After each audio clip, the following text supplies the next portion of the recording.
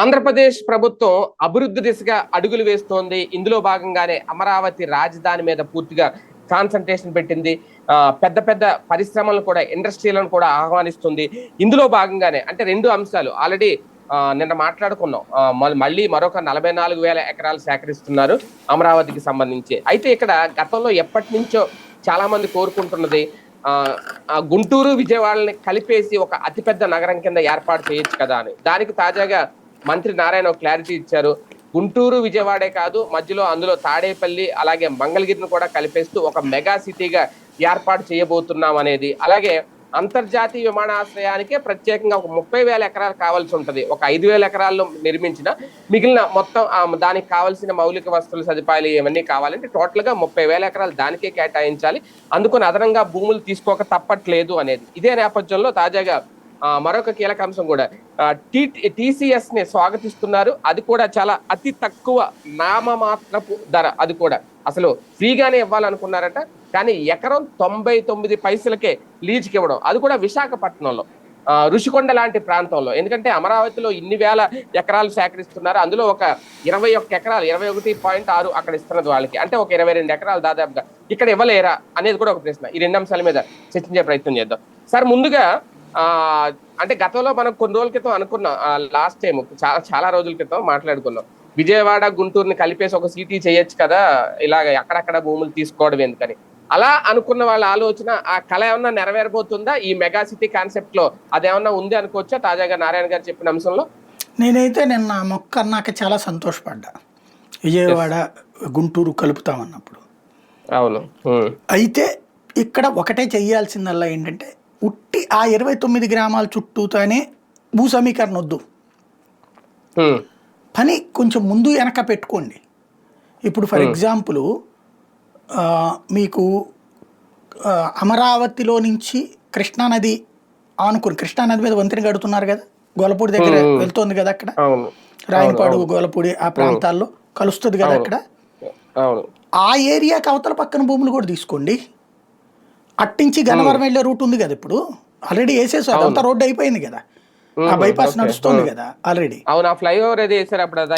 అది బైపాస్ నడిచింది కూడా మొన్న దీనప్పుడు, దసరా అప్పుడు అటు పక్క నుంచి తిప్పారు కూడా వెహికల్స్ ని. అట్లా జరిగింది. ఓన్లీ ఇది అయిపోతే కనుక పూర్తి అయిపోతుంది కదా, అప్పుడు కొంత ఆ ఇంటర్నేషనల్ ఎయిర్పోర్ట్ అటు కట్టండి. ఈ ప్రదేశంలో ఎందుకు? ఇక్కడ కట్టడం వలన ఇంటర్నేషనల్ ఎయిర్పోర్ట్కి ఒక సమస్య ఉంటుంది.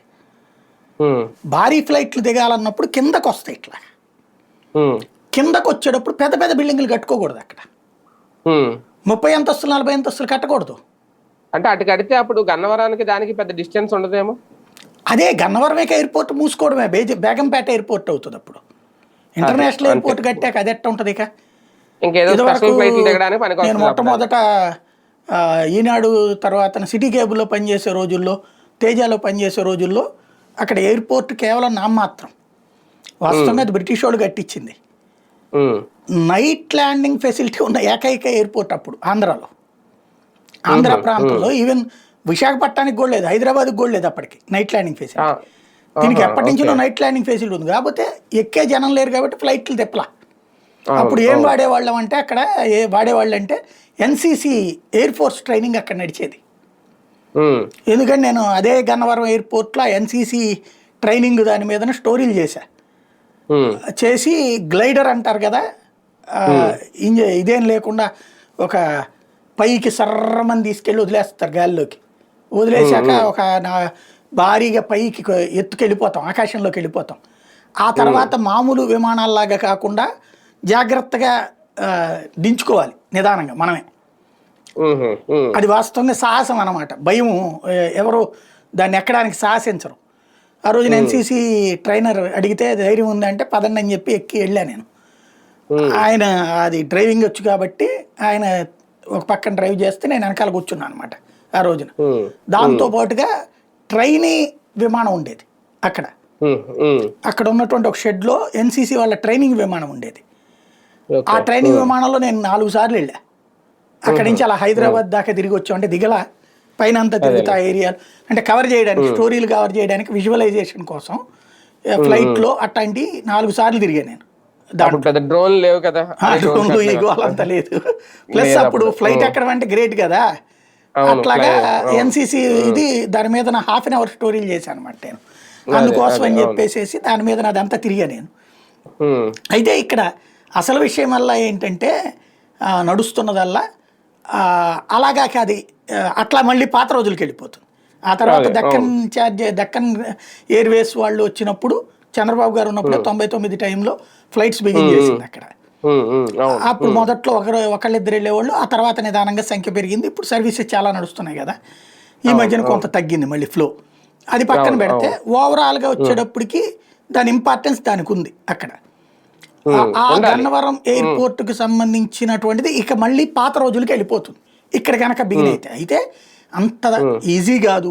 ఇప్పుడు వీళ్ళు ఇటు పక్కన అంటున్నారు తాళ్ళ ఇది మన ఏదో పేర్లు చెప్తున్నారు, తుళ్ళూరు ఆ ప్రాంతాల్లో అంటున్నారు.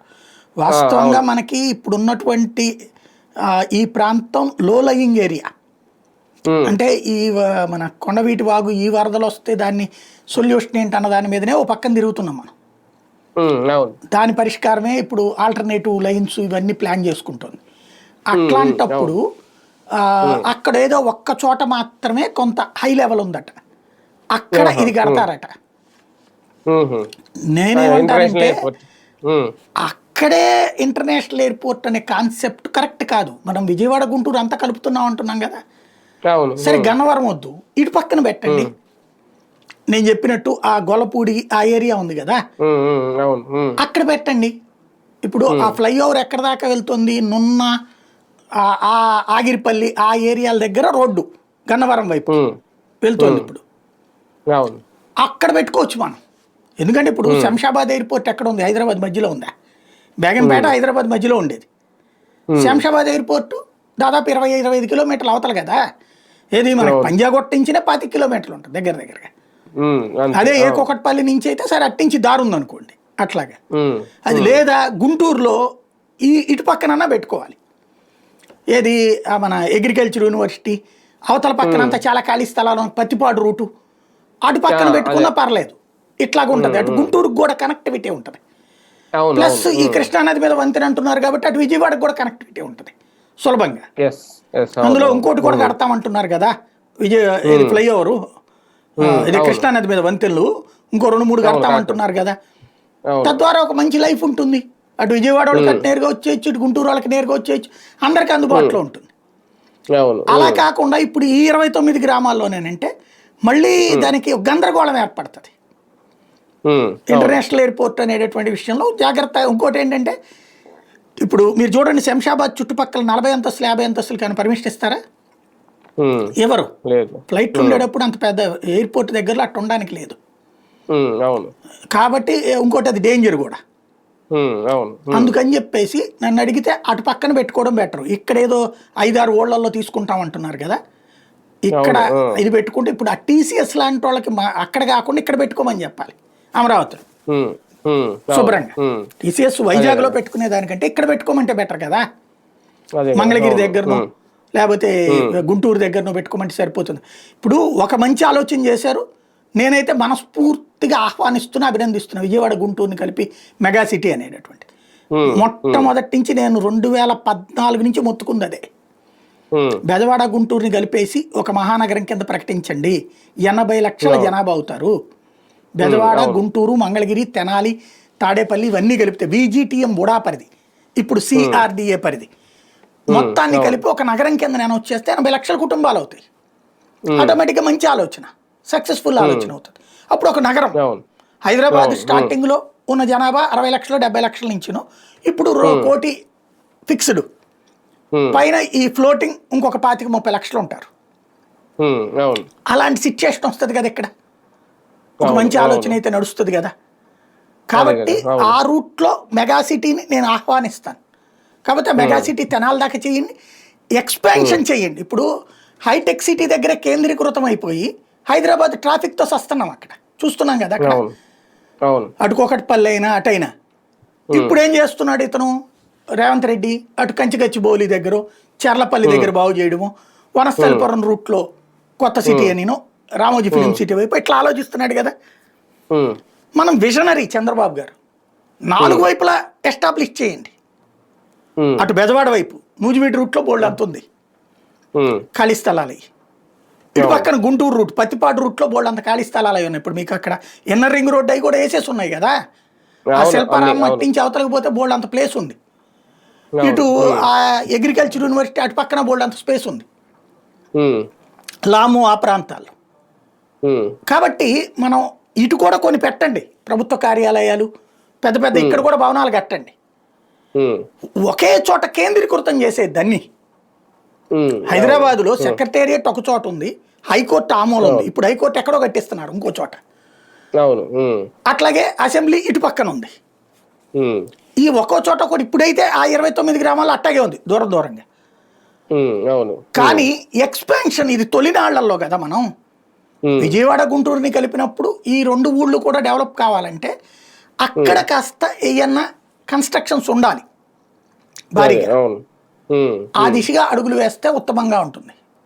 కానీ ఒకటిసారి ఈ రెండింటిని నిజంగా కలపాలని కోరుకుందాం, కలపాలి కూడా. ట్విన్ సిటీస్ గా ఒక హైదరాబాద్ లాగా పోల్చుకోగలమా? ఎందుకంటే భవిష్యత్తులో నిన్న వాళ్ళే టీడీపీ సోషల్ మీడియాలో వచ్చింది ఎంత దాదాపు 218 చదరపు కిలోమీటర్లు, అంటే హైదరాబాద్ కన్నా ఎక్కువ కాబోతోంది మొత్తం ఇక్కడ అమరావతి విస్తీర్ణం చూస్తే అనేది. నిజంగా 3 ఏళ్లలో మనం ఆ స్థాయిలో నిజంగా 2 కలిసి మెగా సిటీస్ గా ఏర్పాటు చేసిన ఆ స్థాయిలో కంపేర్ చేయగలవా, చూడగలవా? 3 ఏళ్లలో కంపారిజన్ కాదు, 3 ఏళ్లలో దాని రూపం వస్తుంది. ఆ తర్వాత డెవలప్మెంట్కి ఛాయిస్ ఉంటుంది, గ్రోత్ ఛాయిస్ ఉంటుంది. రాబోయేటటువంటి ఒక 25-30 ఏళ్లకి మనం వాటిని దాటగలం. ఎప్పుడైతే ఇక్కడ డెవలప్మెంట్ జరుగుతుందో అప్పుడు దాటడం సులభం అవుతుంది. ఎందుకంటే ఇక్కడి నుంచి వెళ్ళిన వాళ్ళే కదా హైదరాబాద్లో ఉంటుంది, ఇక్కడి నుంచి వెళ్ళిన వాళ్ళే కదా బెంగళూరులో ఉంటుంది, ఇక్కడి నుంచి వెళ్ళిన వాళ్ళే కదా చెన్నైలో ఉంటుంది. ఇప్పుడు అక్కడ భాషా కలిసి గొడవలు నడుస్తున్నాయి బెంగళూరులో కానీ చెన్నైలో. కొంత మనం ఇబ్బంది పడుతున్నాం. తెలంగాణలో ఆల్రెడీ విడిపోయినప్పుడే మనం ఇక్కడికి రావాలి. మనం అప్పుడు మన నాయకులంతా రాజకీయాలు చేస్తూ కూర్చుని కాలక్షేపంలో ఉన్నారు కాబట్టి ఇక్కడ ఆ రోజునైతే ఇండస్ట్రీస్కి పెట్టుకోవడానికి సిద్ధపడి ఉన్నారు సాఫ్ట్వేర్ కంపెనీలు, అవి పట్టించుకోలేదు. మనం ఇప్పుడు ప్రయత్నం చేస్తున్నారు. సరే మెట్రోలు కావాలనుకున్న వాళ్ళకి ముందు వైజాగ్ టీసీఎస్ లాంటివి పెడుతున్నారు, మిగతా అది ఇక్కడికి రప్పించండి అవన్నీ. తద్వారా ఒక పికప్ ఉంటుంది కదా, పికప్కి మంచి ఛాయిస్ ఉంటుంది. ముందు ఏంటంటే మీకు హైదరాబాదు స్టార్టింగ్ ఇప్పుడు నేను ఇప్పుడు 95, 96, 92, 93, 94, 95 టైంలో ఫస్ట్ వెళ్ళా మా బంధువులు అక్కడ ఉన్నటువంటి సందర్భంలో. అప్పుడు ఎక్కడ ఏజీ కాలనీ ఆ ఏరియాలో ఉండేవాళ్ళు. అక్కడికి వెళ్ళాలంటే మన ఈనాడు దాటిన తర్వాత పెద్దగా ఏమి ఉండేది కాదు. అమీర్పేట కానీ కుకట్పల్లి ఇవన్నీ కూడా అడవి లెక్కన కనబడే, మధ్య మధ్యలో అక్కడక్కడ ఇళ్ళు, కొంచెం చిన్న షాపులు, పల్లెటూరుని చూసినట్టు ఉండేది అది. అంతే. అవును. అదే ఏజీ కాలనీ అయితే కనుక మొత్తం అడవి అక్కడంతా. అప్పుడు నేను అడిగాను కూడా, ఏంది ఇది అడవిలో ఉంటున్నారు మీరు, హైదరాబాద్ అనుకున్నాను నేనని. ఇది హైదరాబాదే, ఇది ఉండేదంతా కూడా వీళ్ళు అకౌంట్ జనరల్ కార్యాలయానికి సంబంధించిన సిబ్బంది ఆఫీసు అక్కడ ఉంటుంది, లకడీ కాపులు, ఇదే చెప్పుకొచ్చారనమాట. అప్పుడు చూసినప్పుడు అట్టుంది. ఆ తర్వాత నేను 2000 సంవత్సరంలో జాబ్ పర్పస్ మీద అక్కడికి వెళ్ళినటువంటి సందర్భంలో అప్పటికి కుకట్పల్లి అవి సెట్ అయ్యి ఉన్నాయి, కుకట్పల్లి దాకా విస్తరించింది. అప్పటికి ఆ తర్వాత ప్రాంతం అంత ఇది లేదు, మియాపూరి అని. తర్వాత మనం జాబ్ చేసిన టైంలోకి వచ్చేటప్పటికి నేను హైదరాబాద్కి TV9కి వెళ్ళిన తర్వాత జెమినీకి వచ్చే టైంకి అప్పుడు బాచుపల్లి ఆ ఏరియాలో నాకు బాగా గుర్తు అనమాట, విల్లా 23 లక్షల రూపాయలకి ఇస్తానన్నారు. విల్లా అంటే ఎవడయ్యా బాబు ఈ బాచుపల్లి దాకా వచ్చి ఉండేది, పొమ్మనమన్నా నేను. అప్పుడు బ్యాంక్ లోన్ ఓకే అయ్యింది, కానీ నేను తీసుకోవాలా. ఆ శంషాబాద్ ఏరియాలో 32 లక్షలకి 200 చదరపు అడుగుల్లో, ఇదే 200 గజాల్లో ఇండివిజువల్ ఇదే విల్లా విత్ ఆల్ ఫెసిలిటీ. దాన్ని ఏమంటారు, ఏసీలు గీసీలు ఫర్నిచర్తో సహా, జస్ట్ మనం సూట్ కేసు పట్టుకుని వెళ్ళిపోవడమే. అట్లాంటిది ఆఫర్ ఇచ్చినప్పుడు ఆ మూలకి ఎక్కడలే అనుకున్నాం.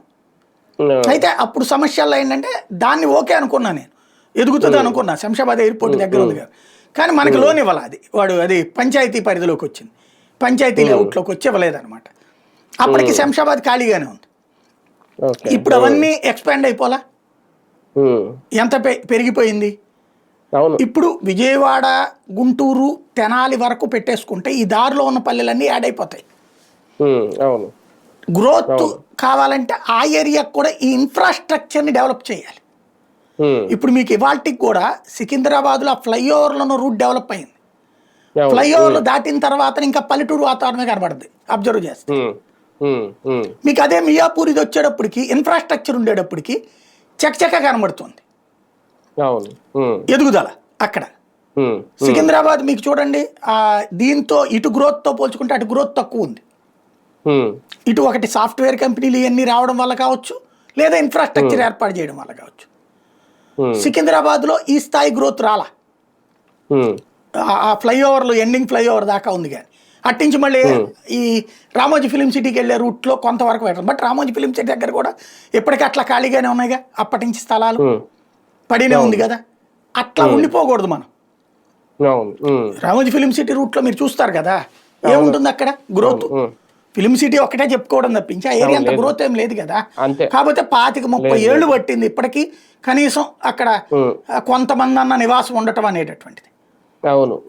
అట్లాగే ఇక్కడ కూడా వెంటనే ఎక్స్పెక్ట్ చేయడానికి వీల్లేదు, ఇక్కడ టైం పడుతుంది. బట్ మెగా సిటీ అనేది మంచిది. దాంట్లో నేనైతే ఆ తెనాలి కూడా కలిపేయమంట, తెనాలి దాకా కలిపేయమంట. ఎట్లాగూ రింగ్ రోడ్డు అదంతా కూడా అన్నారు కదా, దాంతో మెట్రో కూడా సులభం అవుతుంది అప్పుడు. అవును, మొత్తం కనెక్టివిటీ బాగుంటుంది. మెట్రో పెంచుకుంటూ పోతే. కానీ ఒకటి సార్, ఒక అమరావతి ప్రాంతం ఇప్పుడు వీళ్ళు చెప్పుకున్నట్టు మొత్తం దాదాపు 99,000 ఎకరాలు 1,00,000 ఎకరాలు అనుకుంటే, ఇప్పుడు వాళ్ళు చెప్తున్నది ఎన్నో 92 ప్రాజెక్టులు ఎన్నో ప్రతిపాదనలు సిద్ధంగా ఉన్నాయి అనేది. పరిశ్రమలు వచ్చేసినంత మాత్రాన ఒక రాజధాని ప్రాంతం అనేది డెవలప్ అయిపోద్దా? ఎందుకు అంటే గతంలో 34,000 ఎకరాలు తీసుకున్నప్పుడు, ఎందుకంటే ఆ ప్రాంతానికి సంబంధించిన వాళ్ళే 2-3 మాట్లాడితే వాళ్ళు చెప్పింది ఏంటంటే తీసుకున్నారు అప్పుడే, కానీ కనీసం ఎలాంటి మౌలిక సదుపాయాలు అంటే కనీసం రోడ్లు కానీ, డ్రైనేజీలు కానీ, ఎలక్ట్రిసిటీ కానీ, వాటర్ కానీ ఇలాంటి ఫెసిలిటీస్ తీసుకొచ్చుంటుంటే ఫ్లాట్లు అమ్ముకోవడానికో లేదంటే జనాలు రావడానికో ఉండేది. గత 5 ఏళ్ళలో అలాంటిది ఏమీ చేయలేదు. ఇప్పుడు కొత్తగా మళ్ళీ 44,000 ఎకరాలు సేకరించి ఏదో పరిశ్రమలు పెట్టుకోవడానికి తప్ప జనాలు వచ్చి ఉండి ఒక అద్భుతమైన నగరాలుగా మారడం అనేది ఎలా సాధ్యం అవుద్ది అనేది కూడా ఒక ప్రశ్న రేజ్ అవుతుంది. అంటే గతంలో చేసిన తప్పిదం వల్ల లేదు, ఇప్పుడు అలాంటివి చేయకుండా కొత్తగా ఏమైనా ఆలోచిస్తున్నారా వేగవంతం జరగడానికి? ఇక్కడ ఒక సమస్యను మాత్రం వీళ్ళు అధిగమించాలండి. అది సోషియో ఎకనామిక్ ప్రాబ్లం ఈ ప్రాంతానికి, ఈ రాజధాని చుట్టుపక్కల. పేదవాడు బ్రతికే అవకాశం లేదు అక్కడ. పేదవాడు బ్రతకడానికి అవసరమైనటువంటి స్థాయి లేదు అక్కడ. మనుషులు దొరకట్లేదు ఇప్పుడు, పనివాళ్ళు. ఇవాళ రాజధాని ప్రాంతంలో మనుషులు దొరకట్లే, ఎక్కువ డబ్బులు ఎక్స్పెక్ట్ చేసే పరిస్థితి వచ్చింది. హైదరాబాద్లో దొరుకుతారు మీకు పని మనిషి, ఈ ఏరియాలో దొరకరు. ఎందుకని? మనుషులు తక్కువ ఉన్నారు. పేదల ఫ్లోటింగ్ అక్కడికి రావాలి. ఎస్పెషల్లీ ఉత్తరాంధ్ర, ప్రకాశం, రాయలసీమ ప్రాంతాల నుంచి ఇతర ప్రాంతాలకు వలసలు పోతుంటారు కదా, వాళ్ళు ఇక్కడ జీవించడానికి కావలసిన వసతి కల్పించగలగాలి ప్రభుత్వం. అది మెయిన్. లేదా ఇక్కడ కొన్ని ఏజెన్సీలను ప్రోత్సహించాలి. దాన్ని ఏమంటామంటే మనం ఈ హైదరాబాద్లో కూడా మ్యాన్ పవర్ ఏజెన్సీస్ అంటారు. అట్లాంటివి మ్యాన్ పవర్ ఏజెన్సీలు ఏం చేస్తాయి? చిన్న సైజు ఇళ్ళు లాగా కంటైనర్ హౌసెస్ లాంటివి పెట్టించి అందులో ఉండేటట్టు ఏర్పాటు చేస్తాయి. లేదంటే అక్కడైతే హైదరాబాద్లో అయితే అద్దెకి ఇప్పిస్తున్నారు. ఇప్పుడు ఇక్కడ అట్లా కష్టం అవుతుంది. రెండవది, మిడిల్ క్లాస్ బ్రతికే అవకాశం కల్పించాలి. అర్జెంటుగా చేయాల్సిన పని ఏంటంటే హౌసింగ్ బోర్డు వ్యవస్థను పునరుద్ధరించి ఇటు బెజవాడ, గుంటూరు, ఆ రాజధాని ప్రాంతంలో కనీసం ఒక 3-4 లక్షల ఇల్లు కట్టించాలి హౌసింగ్ బోర్డు కిందన. ఒక 10 లక్షల రూపాయల లోపు ఇల్లు LIG, 15-20 లక్షల్లో MIG, 30-40 లక్షల్లో HIG. అంటే దిగువ మధ్య తరగతి, ఎగువ మధ్య తరగతి. ఇవి కాకుండా పేదలకి ఇప్పుడు చెప్పే ఆ NTR సేవ అంటామా, లేకపోతే గనక ఏది ప్రైమ్ మినిస్టర్ ఆవాస్ యోజన కింద అంటామా, అవి కొన్ని కాలనీలు కట్టించేయాలి. అవి ఒక 5-10 లక్షలు కట్టించేయాలి. కట్టించేస్తే అప్పుడు మనం అనుకున్న ఉత్తరాంధ్ర నుంచి ఈ ప్రాంతాల నుంచి ఇక్కడికి వస్తారు. అప్పుడు మ్యాన్ పవర్ అనేటటువంటిది దొరుకుతుంది. కంపెనీలకు ముందు కావాల్సింది మ్యాన్ పవర్. మెయిన్ ఇవాళ ఇక్కడ హైలీ పెయిడ్ ఈ ఏరియాలో. నేను హైదరాబాద్ లో పని మనిషికి 4,000 రూపాయలు డబ్బులు ఇచ్చా, ఇప్పుడు ఇక్కడ 10,000 ఇస్తే దొరకట్లా. బెజవాడలో 1,500 రూపాయలకి దొరికేవాళ్ళు, ఇవాళ బెజవాడలో 5-6 వేలు ఇస్తుంటే దొరకట్లా. డిమాండ్ బాగా పెరిగిపోయింది ఇప్పటికే. ఇక రాబోయే రోజులు ఇంకెట్టు ఉంటాయి? అదే కదా. ఇప్పుడు ఈ కంపెనీలు ఇవన్నీ వచ్చారు అనుకుందాం, వాళ్ళ దగ్గర పనిచేయడానికి మనుషులు కావాలి కదా, కనీసం తొడవడానికి కడగడానికి మనుషులు కావాలి కదా, రోడ్లు ఓడడానికి వీటికి కూడా మనుషులు కావాలి కదా. కాబట్టి ఇదేంటంటే వాళ్ళని తీసుకుని వస్తే ప్రభుత్వానికి కూడా బెనిఫిటే కదా. అన్ని కుటుంబాలు వస్తే వీళ్ళ మీద ఆధారపడతారు, కాబట్టి వాళ్ళందరూ ఓటర్లు అవుతారు రేపు పొద్దున మీకు. కాబట్టి అదంతా చెయ్యండి. ఇదేంటంటే ఏదో గుడ్డెద్దు చేతిలో పడ్డట్టు ఒకవైపుకి వెళ్ళిపోకూడదు. అదే కదా, కాస్త విజన్ ఉండాలా, మాటలో కాదు చేతలో. ఈ విజన్లో కావాల్సింది రాజధాని దగ్గరలో ఆ మంగళగిరి ఏరియాలోనో, ఇటు పక్కన గుంటూరు ఆ లాము అటు ఏరియాలోనో ఈ పేదల ఇల్లు కట్టడం. ఎందుకంటే ఆ 29 గ్రామాల్లో అయితే ఇప్పటికే అపర కోటీశ్వరులు మాత్రం బ్రతకగలిగే పరిస్థితి అక్కడ కట్టడం అనేది ఇప్పుడు మామూలు వాళ్ళ అవ్వదు కాదు. కాబట్టి ఇట్లా కట్టాలి. అక్కడ ఆ 29 గ్రామాల్లో నేను చెప్పినట్టు కనీసం 25-30 వేల మంది పేదలు ఉండటానికి, 1,00,000 మంది, 50,000 మంది మధ్యతరగతి ఉండటానికి ఏర్పాటు చేయాలి అక్కడ. అక్కడ హౌసింగ్ స్కీమ్ పెట్టాలి. సరే సింగపూర్ టైప్లో పైకి పెట్టండి, 10 అంతస్తులు 25 అంతస్తులు అక్కడ. అదే సందర్భంలో ఎయిర్పోర్ట్ ఇంటర్నేషనల్ స్టేడియాలు అందులో పెట్టద్దు, కలగాపలగం అయిపోద్ది, గందరగోళం అయిపోతుంది. ఇంటర్నేషనల్ స్టేడియం గుంటూరు వైపు పెట్టుకోండి, లేదా ఎయిర్పోర్ట్ గుంటూరు వైపు పెట్టుకోండి, ఇంటర్నేషనల్ స్టేడియం అటు విజయవాడ వైపు పెట్టుకోండి, సింపుల్. లేదు రెండు ఒకే దగ్గరలో అయితే కనుక ఇంకా బాగుంటది, ఎవరు వీళ్ళు కూడా క్రికెటర్లకి వీళ్ళందరికి కూడా బాగుంటుంది అనుకున్నారు, రెండు గుంటూరు రూట్లో పెట్టుకోండి. పెట్టేసేసి ఆ విజయవాడ నేను చెప్పినట్టు ఆ బైపాస్ అన్నాం కదా మనం ఇప్పుడు, అక్కడ పెట్టినప్పుడు ఆ బైపాస్ అట్లా వచ్చేస్తారు, ఇట్లా వెళ్ళిపోతారు సింపుల్ గా.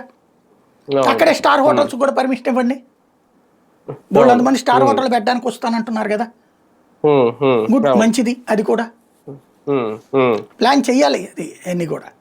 అంటే ఒకటి సార్, ఒకటి ఇది కాన్సెప్ట్ ఒకటి, ఎందుకంటే సాధారణ ప్రజలు కూడా రావాలి అంటే ఇప్పుడు మీకు లైక్ రామవరపాడు అటు ప్రసాదంపాడు చూస్తే కొంచెం లోపలికి వెళ్తే సార్ కొంచెం ఇలా షెడ్యూల్ లాగా రేకులు ఇల్లు ఉంటాయి, 2,000కి 3,000కి రెంట్లకి ఇస్తా ఉంటారు, కొంతమంది అందులో కూడా ఉంటారు. అలాంటివి ఇక్కడ అమరావతి ప్రాంతంలో రావాలంటే ముందు ఈ మౌలిక వస్తువుల సదుపాయాలు అనేవి కల్పించాలి. గతంలో అయ్యే కల్పించలేదు అనేది ఇప్పటికీ కూడా అదే లోటు కనిపిస్తుంది. మామూలు వాళ్ళు ఇల్లు కట్టుకుని కనీసం అద్దెలకి ఇచ్చుకోవాలంటే ఇప్పుడు రిటర్నబుల్ ఫ్లాట్లు తీసుకునే వాళ్ళు ఉన్నారు కదా కొంతమంది రైతులు, వాళ్ళకి ఆ పరిస్థితి రావాలి అంటే ముందుగా ప్రభుత్వం ఇమీడియట్ గా నిర్ణయాలు తీసుకోవాలి. అక్కడైతే అసలు ఇంపాసిబుల్ అండి, దాని సంగతి మర్చిపోవడమే. ఎందుకంటే తీసుకున్న ఫ్లాట్లు ఏం చేస్తారు సార్? ఫ్లాట్లు తీసుకుంటారు, వాళ్ళు కట్టుకుంటారు, వాళ్ళు అమ్ముకుంటారు, వాళ్ళు అద్దెకి ఇచ్చుకుంటారు. అందులో కేవలం రిచ్ తప్పించి మిడిల్ క్లాస్ లేబర్ ఎక్స్పెక్ట్ చెయ్యొద్దు నేను అంటుంది అదే. అందుకని అక్కడ కనీసం ఒక 20-30 వేల మంది, ఒక 50,000 మందో పేదలు మధ్య తరగతి ఉండేందుకు ఏమైనా కట్టండి అంటున్నా. అదే హౌసింగ్ బోర్డు, ఈ ప్రధానమంత్రి ఆవాస్ యోజన కింద కట్టండి అక్కడ, ఖచ్చితంగా ఇప్పుడే ప్లాన్ చేయాలి, అది చెయ్యాలి. అదే అంటున్నాను, కష్టం లేకపోతే కనుక ఇప్పుడే అక్కడ మనుషులు దొరకని పరిస్థితి ఉంది. అవును, కానీ ఒక అతిపెద్ద పరిశ్రమ TCS లాంటిది వస్తే ఓకే, అది 99 పైసలకి ఎకరం ఎలా ఇచ్చారనేది ఒక పాయింట్, ఎందుకు ఇచ్చారని నేను అన్నగాని ఎలా ఇచ్చారనేది. అలాగే అదేదో అమరావతిలోనే పెట్టచ్చు కదా, ఎందుకంటే 12,000 మందికి ఉద్యోగ అవకాశాలు వస్తాయంటున్నారు. తీసుకెళ్లి దాన్ని విశాఖపట్నంలో పెట్టడం, అది కూడా రుషికొండ ప్రాంతంలో ఇవ్వడం. ఆల్రెడీ ఆర్థిక రాజధాని విశాఖ అంటారు కదా, ఇంకా దాన్ని అభివృద్ధి చేయాలన్నా, లేదంటే అభివృద్ధి ఎక్కడెందుకు తీసుకురాకూడదంటే ఎలా చూడాలి? ఎందుకు ఆ నిర్ణయం? ఎక్కడికి ఎందుకు వస్తారు వాళ్ళు? సాఫ్ట్వేర్ ఇంజనీరు అమరావతి, మంగళగిరి, ఒక 25-30 ఏళ్ల తర్వాత ఇది బాగుపడితే ఇక్కడికి రావచ్చేమో. కానీ ప్రస్తుతం ఇవాళ ఉన్న సామాజిక కోణం మీరు చూసుకోండి, పల్లె ప్రాంతాల్లో పెళ్లి చేసుకునే అమ్మాయి తన పల్లెటూళ్ళలో ఉండటానికి ఇష్టపడట్లా, పట్టణ ప్రాంతాల్లో పెళ్లి చేసుకునే అమ్మాయి కూడా తను అక్కడ ఉండటానికి ఇష్టపడట్లా. ఫర్ ఎగ్జాంపుల్ మంగళగిరి, తెనాలి, ఈ పక్కన ఉన్నటువంటి పల్లెటూళ్ళు ఉన్నాయి కదా, అక్కడ వాళ్ళని అడగండి, ఏ అబ్బాయిలకి ఇస్తున్నారు వాళ్ళు? హైదరాబాద్లో ఉద్యోగం చేయాలా, చెన్నైలో ఉద్యోగం చేయాలా, బెంగళూరులో చేయాలి, గురుగావ్లో చేయాలి, ఢిల్లీలో చేయాలి. అట్లయితేనే చేస్తాం. ఈ ఊరు ఎప్పటి నుంచో చూస్తూనే ఉన్నాగా, ఎదుగుదల వాళ్ళకి అలాంటి ఊళ్ళల్లో చేయడం అంటే అలాంటివి వస్తేనే మెగా సిటీ అవుతుంది కదా అని. అదే అంటే నేను అనేది అట్లాంటి దశలో ప్రస్తుతానికి అమరావతి ఉంది. కాబట్టి ఇక్కడ ఎదగాలి కదా, ఇంకా ఇది ఆరంభమే కదా. ఇంట్లో నీళ్ళు ఎందుకు వస్తారు? ప్రస్తుతానికి వాళ్ళందరి కోరికలు తీరాలంటే వైజాగ్ బెటర్. వైజాగ్ ఇంకోటి ఈ సాఫ్ట్వేర్ కంపెనీలు వీళ్ళందరూ వైజాగ్కే ప్రయారిటిస్తారు. ఎందుకంటే ఇవాళైనా సరే మీరు ఇప్పుడు మనకి దుస్తుల గురించి నేను కామెంట్ చేయను, కానీ ఆడపిల్లలు చాలా ఈజీ డ్రెస్సెస్ని రిలాక్స్డ్గా వాడే దుస్తుల్ని హైదరాబాద్లో మన బెంగళూరులో కానీ చెన్నైలో కానీ లేదంటే కనుక ముంబైలో కానీ క్యాజువల్గా వెళ్ళిపోగలరు రోడ్డు మీద. అవును, అంటే వాళ్ళకి ఫ్రీడమ్ అక్కడ అది ఫ్రీడమ్ ఎందుకంటే అది కాస్మోపాలిటన్ కల్చర్ అంటాం మనం. అవును అవును. అమెరికా యూరోప్ దేశాల్లో ఎట్లాంటిది ఉంటుందో అక్కడ అట్లాగా వెళ్తానే ఎవరు పట్టించుకోరు, క్యాజువల్ గా తీసుకుంటారు. అదే మీకు ఇప్పుడు ఈ ప్రాంతాల్లో మీరు అన్నట్టు అమరావతి ప్రాంతంలో ఉందనుకోండి, విచిత్రంగా చూస్తూ ఉంటారు వాళ్ళు. దాన్ని ఏమంటారు, కంజెస్టెడ్ గా ఫీల్ అవుతారు, ఇబ్బంది పడతారు. వైజాగ్లో ఆ ప్రాబ్లం లేదు, కాస్మోపాలిటన్ కల్చర్ ఆల్రెడీ ఉంది అక్కడ. ఇంకోటి ఈ సాఫ్ట్వేర్లకి వీళ్ళకి పబ్బులు క్లబ్బులు ఎంజాయ్మెంట్ ఇవన్నీ బ్రాండింగ్ ఇవన్నీ వీకెండ్ రిలాక్స్ ఇవన్నీ వైజాగ్ అయితే బెటర్ కాబట్టి వాళ్ళు చూజ్ చేసుకుంటారు. ఇక 99 పైసలు ఎందుకు ఇస్తున్నారు అంటే బేసిక్ గా ఫ్రీగా ఇస్తున్నారు అంతే. ఎందుకు అది లీజ్ కాదు అనుకుంటా, అమ్ముతున్నారు అనుకుంటా 99 పైసలు లీజ్ అన్నారు. ఎందుకు అంటే ఆ ఫిక్స్డ్ ఉన్నప్పుడు బ్యాంకులు లోన్లు ఇస్తాయి ఆ రేంజ్లో ఉన్నప్పుడు. ఇప్పుడు ఒరిజినల్గా చెప్పాలంటే 2200 కోట్ల రూపాయల ప్రాపర్టీ ఇచ్చేసినట్టు వాళ్ళకి అంతే. అవును, దాని బ్యాంకులో లోన్ పెట్టుకుంటే 1000 కోట్లు ఇచ్చేస్తారు వాళ్ళు. ఆ బిల్డింగ్ కట్టడానికి 100 కోట్లు చాలు. ఆల్రెడీ మీరు ఒక్కసారి గుర్తుకు తెచ్చుకుంటే నేను వీడియో చేశాను, మనం గతంలో డిబేట్ కూడా చేసాం. సాఫ్ట్వేర్ కంపెనీలన్నీ కూడా సెకండ్ 2 టైర్ సిటీల వైపు కాన్సన్ట్రేట్ చేస్తున్నాయి, ఈవెన్ సాఫ్ట్వేర్ ఇంజనీర్లు కూడా. ఎందుకు అంటే జీతాలు హైయెస్ట్ అంటే 70,000 నుంచి 1,50,000 మధ్యలోనే ఎక్కువ మంది ఉంటున్నారు సీనియర్స్. 70,000 నుంచి 1,50,000 మధ్యలోనే. ఆ పైన ఉండే వాళ్ళ సంఖ్య 5% 10% ఉంటుంది. ఈ 75,000 బిలో వాళ్ళు 50% దాకా ఉంటారు, 40-50% ఉంటారు. ఈ 70,000 to 1,50,000 మధ్యలో ఉంటున్నటువంటి వాళ్ళు ఈ మధ్యలో ఉన్న 50-60% ఉంటారు. ఈ వర్గానికి వీళ్ళు మంచి ఎక్స్పర్ట్లే, నాలెడ్జబుల్ పర్సన్స్, సీనియర్లే. వీళ్ళ జీతం ఆ 25,000తో బిగిన్ అయ్యి ఇక్కడ దాకా వచ్చారు. కానీ వాళ్ళు ఉంటున్న ఈ మహానగరాల్లో ఖర్చు దీనికి 4 ఇంతలు అయిపోయింది. ఇవాళ నేను హైదరాబాదులో ఫస్ట్ ట్రిప్ అద్దెకున్నప్పుడు 2,500 రూపాయలు, ఏది సి ఛానల్కి న్యూస్ ఇన్ఛార్జిగా పనిచేసినప్పుడు 2,500 రూపాయలు ఒక 2 గదులు, చిన్న గది, ఒక చిన్న ఇది అనమాట. అది మన లోయర్ ట్యాంక్ బండి దగ్గరలో ఉన్న 2 గదులు కూడా కాదు, అది ఒక గది, ఓ చిన్న వంటగది లాగా ఫీలింగ్ అంతే. సరిగ్గా కాళ్ళు బయటకు పెట్టుకుని పడుకునేవాళ్ళం, ఇద్దరం కలిసి ఉండేవాళ్ళం. చిరొక 1,550 రూపాయలు వేసుకుని ఉన్నాం, 2,500 అద్దె. లోయర్ ట్యాంక్ బండి దగ్గర ఉన్నా, అక్కడ ఇందిరా పార్క్ దగ్గరలో. అదే తర్వాత నేను జెమినీలో రిపోర్టర్గా వెళ్ళిన రోజుల్లో అద్దె దగ్గరగా 8,000 10,000 కట్టా, ఏది 2 గదుల పోర్షన్కి. తర్వాత మొన్న ప్రైమ్ 9కి వెళ్ళినటువంటి సందర్భంలో 16,000 కట్టా అద్దె, సింగిల్ బెడ్రూమ్ పోర్షన్కి. ఇది అక్కడ ఆ రేంజ్లో దొరికినాయి. ఇక్కడ అంతే ఉంటుంది కదా ఇప్పుడు. ఏది అంటే ఖర్చు ఆ రేంజ్లో దొరికినాయి కాబట్టి ఉండగలిగా నేను. ఇప్పుడు వైజాగ్ లాంటి చోట్ల అట్ట రేంజ్లో దొరుకుతాయి, తక్కువ కొంత అవుట్స్కట్స్ అట్లాంటి చోట్ల. నేను వైజాగ్లో కూడా ఉన్నాను కదా, MVP కాలనీ లాంటి చోట్ల 4,500 అద్దెకున్నాను నేను అక్కడ. అక్కడ ఆ రేంజ్లో దొరుకుతాయి. MVP లాంటి చోట్ల కొంచెం ఎండింగ్లో, ఇప్పుడైతే పెరిగి ఉండొచ్చు, ఇంకో 4-5 వేలు పెరిగి ఉండొచ్చు. బట్ వీళ్ళకి అది కంఫర్టబుల్ ఏరియా అవుతుంది. అంటే హైదరాబాదు, బెంగళూరు, చెన్నైలలో 1,00,000 రూపాయలతో బతికే వాళ్ళు ఇక్కడ 70,000తో బతకగలరు. 50 అని చెప్పను కానీ 70తో బతకగలరు, 30,000 మిగులుతాయి. ప్లస్ అక్కడ నాయిస్, అక్కడ పొల్యూషన్తో విసిగిపోయారు వాళ్ళు. ఉమ్, కొత్తదనం కోరుకుంటున్న వాళ్ళు చాలా మంది ఉన్నారు అన్నది వీళ్ళకి internal గా వాళ్ళని అడిగారు మెయిల్స్ ఉమ్, ఇచ్చి, మీరు ఏది చూస్ చేసుకుంటారు, టూ ఉమ్, టైరా ఏ సిటీలు అని ఉమ్, చెప్పేసి. అప్పుడు ఎక్కువ మంది 2 టైర్ సిటీస్ మీద కాన్సన్ట్రేట్ చేశారు. మీకు అవును. చెన్నైలో కూడా, తమిళనాడులో కూడా చెన్నై కాకుండా కోయంబత్తూరు అట్లాంటి ఉమ్, వాటికి ప్రయారిటీ ఇచ్చారు చాలామంది. ఉమ్, ఉమ్, అట్లాగే ఆ, కేరళలో త్రివేంద్రం, ఇంతకుముందు కోచి అందరూ ఎగబడేవాళ్ళు, ఉమ్, ఇప్పుడు ఉమ్, త్రివేంద్రం కానీ ఇట్లాగ 2 టైర్ సిటీల మీద కాన్సన్ట్రేట్ చేస్తున్నాయి సాఫ్ట్వేర్ ఉమ్, కంపెనీలు. ఉమ్, ప్లస్ ఉమ్, వాళ్ళకి కూడా ఎక్స్పెండిచర్ తక్కువ. ఉమ్, హైదరాబాద్, అవును. బెంగళూరు లాంటి చోట్ల ₹1,00,000 అవుతుంది అనుకుంటే ఇక్కడ 50,000తో పని అయిపోతుంది అలా మెయింటెనెన్స్. అవును. ఉమ్, ఇప్పుడు హైదరాబాద్లో ఉన్న వాళ్ళని ఎక్కడో మియాపూర్ నుంచి పట్టురావాలి, లేకపోతే అదేది ఎల్బీ నగర్ నుంచి పట్టురావాలంటే దాన్ని ఏమంటారు, వీళ్ళకి లాజిస్టిక్స్ ఏర్పాటు చేయాలి కదా, బోల్డ్ అంత దూరం తీరిపోతుంది. అవును, అవును, అవును, అవును, అదే ఇక్కడైతే అవును. తక్కువలోనే దొరుకుతాయి. ఉమ్, కాబట్టి ఉమ్. కంపెనీలు వైజాగ్ ప్రయారిటీ ఇవ్వడానికి వీలుంటుంది. టీసీఎస్ రావడం అన్నది ఒక రకంగా అది ప్రయోజనం అక్కడికి. ప్రయోజనం అంటే దీనివల్ల ఒకటి సార్, ఇంకొకటి ఏంటంటే ఇక్కడ నుంచి వచ్చే పరిశ్రమలు ఏదైనా ఇటువంటి టీసీఎస్ లాంటి పెద్ద పెద్ద కంపెనీలు వైజాగ్ లోనే మాకు స్థలాలు కావాలి, అక్కడే మేము పెడతాము, ఇంకా అమరావతికి రాము అంటే అదొక ఇబ్బంది. అందులోకి ఇదే 22 ఎకరాలు అమరావతిలో ఇస్తే ఎంత ప్రయోజనం, అదే ఎంత ఖర్చు అవుతుంది, అదే అక్కడ ఇస్తే ఎంత ఉంటది, రెండు సేమ్ కంపేర్ చేయగలవా? నేను అనుకోవడం అమరావతి వాళ్ళు రారు, అదే అదే రారు. సాఫ్ట్వేర్ కంపెనీలు అమరావతి రారు. ఇప్పుడు ఇంకెందుకు అంటే వాళ్ళకి ఇప్పుడు ఇవ్వడం ఉంటుంది, ఇప్పుడే రారు, ఇప్పుడు 25 రావు 30 అంతే. ఏళ్ళ తర్వాత వస్తారు. అది.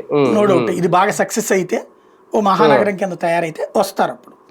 అవును, అవును, అదే సందర్భంలో ఇలాంటి వాళ్ళని అసలు వైజాగ్లో పెట్టడమే కరెక్ట్, అక్కడ కూడా గ్రోత్ కావాలి కదా.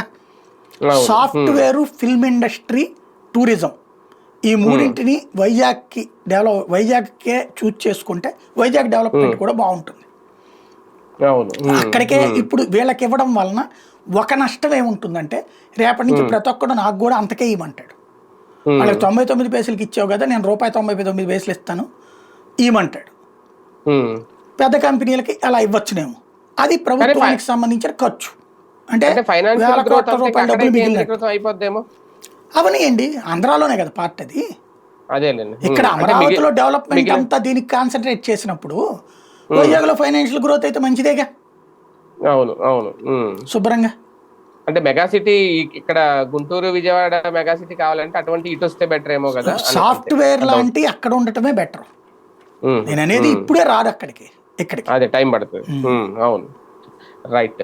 చూద్దాం. మొత్తానికి చంద్రబాబు నాయుడు గారు ఒక మాస్టర్ ప్లాన్ తోనే ముందుకు వెళ్తున్నారు. దీంట్లో భాగంగానే అటు వైజాగ్ తో పాటు ఇటు విజయవాడ, గుంటూరును కూడా డెవలప్ చేయాలనే ఉద్దేశంతోనే మెగా సిటీ ఏర్పాటు దిశగా అడుగులు పడుతున్నాయి. కాకపోతే అవి త్వరగా పూర్తవుతాయా, లేదంటే దీన్ని ఈ 5 ఏళ్ల పాటు ఇలాగే కాలయాపన చేసి మళ్ళీ ఎన్నికల్లో రావడానికి దీన్నే చూపిస్తారా రేపొద్దున్న? అదే కనుక జరిగితే ప్రజల రియాక్షన్ ఎలా ఉంటుంది, ఇవన్నీ వేచి చూడాల్సిన అవసరం.